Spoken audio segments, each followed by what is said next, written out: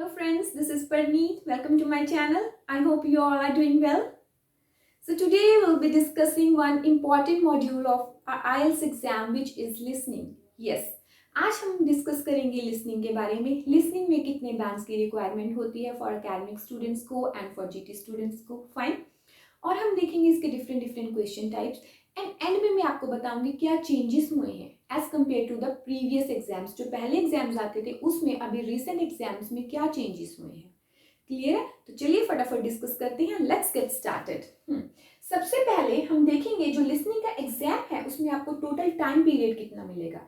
Total time you will gate 40 minutes. ठीक है, 40 minutes में आपको 40 क्वेश्चंस परफॉर्म करने होंगे. 40 क्वेश्चंस को उन्होंने 40 मिनट्स को उन्होंने कैसे डिवाइड किया है? 30 + 10. 30 मिनट्स जो स्टार्टिंग की होंगे उसमें you will listen to the audio. जो ऑडियो है वो एक ही बार प्ले होगी. ये नहीं है कि वहां पे रिपीट होगी. वो आपको ऑडियो को एक ही बार सुनना है जिसमें टाइम पीरियड होगा 30 मिनट्स. तो बची एंड में 10 मिनट्स. वो एंड में 10 मिनट्स आपको देंगे to transfer your answers to the answer sheet. Clear है? अब आपको ये ध्यान देना है कि जैसे जैसे आप ऑडियो को सुन रहे हैं आपको जो अपने आंसर्स हैं वो मार्क करने होंगे अपनी क्वेश्चन बुकलेट के ऊपर. फाइन. ये नहीं है कि आपके माइंड में ऐसा है कि मैं क्वेश्चंस को फटाफट आंसर शीट पे ही मार्क करूंगा. अगर आप ऐसा करेंगे तो सारी की सारी कंसंट्रेशन वहां पे लॉस्ट हो जाएगी. आपका पेपर अच्छे से परफॉर्म नहीं होगा. ठीक है, you will miss the answers नहीं मिलेंगे. तो वहां पे जब भी आपको लिसनिंग परफॉर्म करनी है आपको वहां पे पूरा कंसंट्रेशन के साथ बैठना है. You have to stay focus. ठीक है, अच्छे से सुनना है. तो उसमें क्या करना है, आंसर जैसे जैसे मिल रहे हैं आपको साथ साथ उसको मार्क करना है. कहाँ पे? अपनी क्वेश्चन बुकलेट के ऊपर ही. Because at the end you will get 10 minutes to transfer your answers. और वो 10 मिनट्स मोर देन सफिशिएंट होते हैं. आप 5 to 6 मिनट्स में आराम से ट्रांसफर कर लेते हैं 40 आंसर्स. उसके बाद के मिनट्स में आप क्या करेंगे? Proof it. Yes, you have to cross check the answers, spellings वगैरह. ये सारी टिप्स एंड ट्रिक्स मैं आपको बताऊंगी अपनी अपकमिंग वीडियो में. क्लियर है?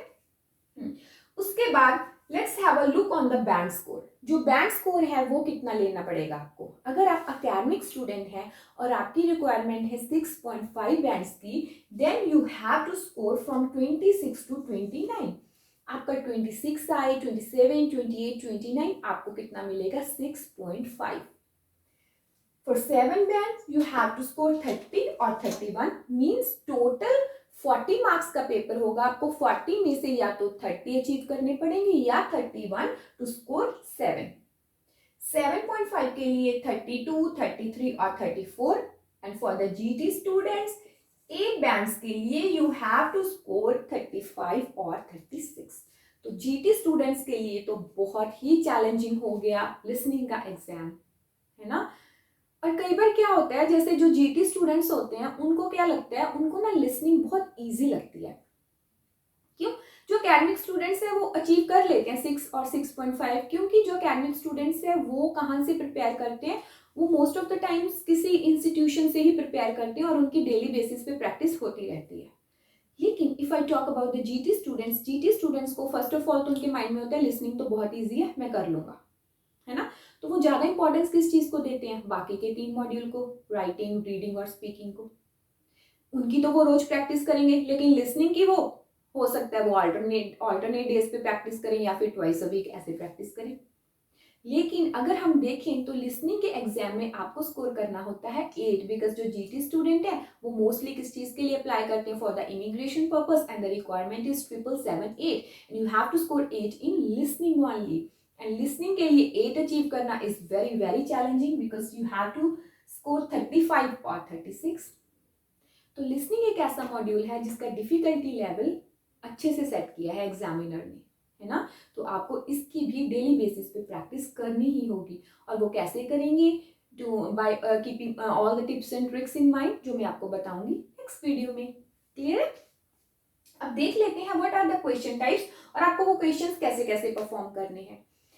क्वेश्चन टाइप्स की जब बात आती है तो ये जरूरी नहीं है कि ये सारे के सारे क्वेश्चंस आपको एक ही पेपर में पूछे जाएं. और इट माइट पॉसिबल इनमें से क्वेश्चन टाइप्स आपको रिपीट होके आए.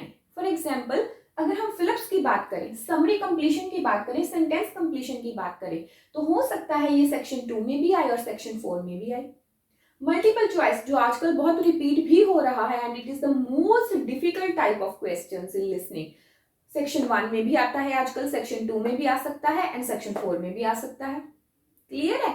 तो ये सारी बातें आपके माइंड में पहले से ही क्लियर होनी चाहिए कि मुझे इन इन टाइप्स की एग्जाम में प्रैक्टिस करके ही जानी है, कोई भी टाइप छोड़ना ही नहीं है। सपोज आपने मैप कंप्लीशन किया ही नहीं, आपको पता ही नहीं मैप के क्वेश्चंस किस टाइप से आते हैं और कैसे परफॉर्म करना है, और जैसे ही आप एग्जाम में बैठे आपने क्वेश्चन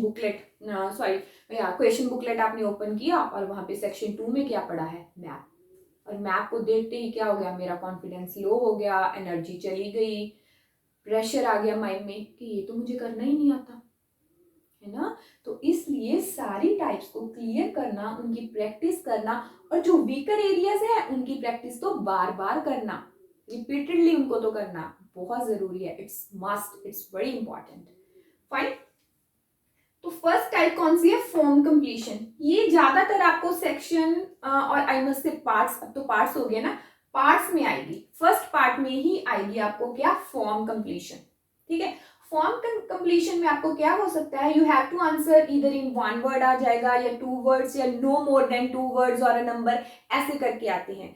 और जो ये क्वेश्चंस होते हैं ये कैसे आते हैं, ये questions most of the time registration पे बेस्ड होते हैं। जैसे फॉर एग्जांपल किसी स्टूडेंट को रजिस्टर करना है कॉलेज में, वो एक फॉर्म आ जाएगा, मींस इसमें कैसे क्वेश्चंस होंगे, या तो आपको पूरा नेम फिल करना होगा, एड्रेस फिल करना होगा, फोन नंबर फिल करना होगा, है ना। जैसे लाइब्रेरी का फॉर्म करना है तो बुक्स के नाम आ सकते हैं, ऑथर के नेम आ सकते हैं, है ना, बुक्स की क्वांटिटी आ सकती है, बुक्स का प्राइस आ सकता है, फाइन आ सकता है, ऐसे क्वेश्चंस होंगे। या फिर आपको फॉर्म रजिस्टर करना है, आपकी कोई आइटम लॉस्ट हो चुकी है, उस चीज के लिए आपको करना है, ठीक है। तो इस तरीके से क्वेश्चंस होते हैं।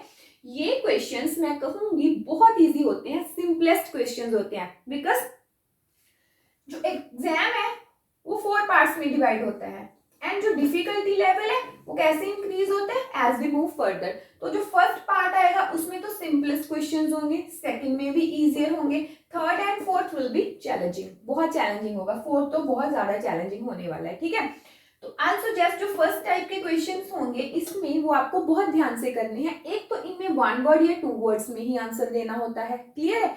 एंड सेकेंडली इनको कई बार हमें ग्रामेटिकली करेक्ट भी नहीं करना पड़ता, इनमें जो हमें आंसर्स होते हैं वो डायरेक्ट आंसर्स मिलते हैं, क्लियर है। Next type is multiple choice, ये बहुत चैलेंजिंग पार्ट है। मल्टीपल चॉइस आपको आते हैं चॉइसेस में ए बी सी। ज्यादातर जब मल्टीपल चॉइस क्वेश्चंस आते हैं तो उसमें 3 और 4 स्पीकर बात करते हैं। फॉर्म कंप्लीशन में एक ही बंदा बात करता है तो इजीली हमें उसकी आवाज भी समझ आती है, हमें उसका एक्सेंट भी समझ आता है। लेकिन मल्टीपल चॉइस में 3 और 4 स्पीकर बात करते हैं डिफरेंट एक्सेंट के साथ, तो हम कंफ्यूज हो जाते हैं। एंड मल्टीपल चॉइस अगर तो छोटी छोटी लाइंस में है तो इजी हो जाता है, लेकिन कई बार क्या होता है बड़े बड़े सेंटेंसेस में आते हैं, then it becomes very very difficult for us to find the answer. उस टाइम पे आपको फोकस्ड रहना है, पूरी टिप्स एंड ट्रिक्स फॉलो करनी है, क्लियर है। तो क्लियर है मल्टीपल चॉइस में कैसे कैसे आंसर्स आते हैं आपको। और क्या हो सकता है मल्टीपल चॉइस में, या तो हमें 3 चॉइस आ सकती है, कई बार हमें 4 to 5 जो ऑप्शंस भी आते हैं उनमें से भी हमें फाइंड आउट करना होता है A B C D E. और इसमें क्या होता है मल्टीपल चॉइस में कई बार क्या होता है जो स्पीकर होते हैं वो सारे के सारे ऑप्शंस ही बोल देते हैं, then it becomes very difficult to find the answer कि उसने तो सारे ही बोल दिए। उस टाइम पे क्या जरूरत है, हमारा focus. Then is map completion. Map completion में कैसे क्वेश्चंस आते हैं, मैप कंप्लीशन भी बहुत बच्चों को डिफिकल्ट लगता है क्योंकि ये ट्रिकी होता है, वो घुमा फिरा के बात करते हैं, ठीक है। मैप को ही आपको कंप्लीट करना था, पहले तो वो ईस्ट की डायरेक्शन में बात कर रहे होते हैं, सडनली वो जंप कर जाते हैं वेस्ट में या साउथ में, है ना। तो हमें साथ साथ डायरेक्शंस का भी पता होना चाहिए जब हम मैप कंप्लीशन करेंगे। ये सारे पार्ट्स में आपको एक एक करके भी डिस्कस करूंगी इन माय अपकमिंग वीडियोस के कैसे क्लियर करना है इनको, कैसे इस टाइप के क्वेश्चंस करने हैं। मैप कंप्लीशन में जैसे कोई टाउन का मैप आ गया आपको वो कंप्लीट करना है, किसी स्ट्रीट का आ गया, किसी बिल्डिंग का आ गया, डिफरेंट रूम्स है, किसी लाइब्रेरी का आ गया, इस तरीके से आता है। फाइन। और टाइप कौन सी होती है, flow chart completion, table completion. Flow chart में क्या होता है, ऐसे करके फ्लो चार्ट बना होता है, ठीक है। सपोज यहाँ पे कोई सेंटेंस है, यहाँ पे फिलअप आ गया, ये उन्होंने पूरा दे दिया, फिर नेक्स्ट में स्टार्टिंग में फिलअप आ गया, इस तरीके से फ्लो चार्ट होता है। टेबल कंप्लीशन, टेबल की फॉर्म में आता है, इसमें आपको क्या करना होता है, ज़्यादातर या तो ईयर्स फिल करने होते हैं, जैसे 1920, 1910, है ना, या डेट्स फिल करनी होती है, या फिर किसी चीज़ का नेम, जैसे किसी स्पोर्ट एक्टिविटी के बारे में बात हो रही है तो डिफरेंट स्पोर्ट्स के नेम्स आ जाएंगे, है ना, कोई रेवोल्यूशन के बारे में बात हो रही है वो आ जाएगा, डेट आ जाएगी, किसी ऑथर का नेम आ जाएगा, किसी साइंटिस्ट का नेम आ जाएगा, ये ऐसे फॉर्म में आता है। यानी सेंटेंस कंप्लीशन और समरी कंप्लीशन ये सिमिलर टाइप के क्वेश्चंस होते हैं, मींस इनमें क्या होते हैं फिलअप्स। सेंटेंस कंप्लीशन और समरी कंप्लीशन में क्या होता है, ऐसे करके आपको एक पैराग्राफ आता है जिसमें आपको या तो पूरा सेंटेंस कंप्लीट करना होता है, जैसे हाफ उन्होंने दे दिया, हाफ आपको कंप्लीट करना है, या फिर समरी में बीच बीच में फिलअप्स होते हैं, इस तरीके से करना होता है आपको। Fine. Then is your notes completion. Notes completion बहुत चैलेंजिंग होता है बिकॉज ये आता है पार्ट 4 में।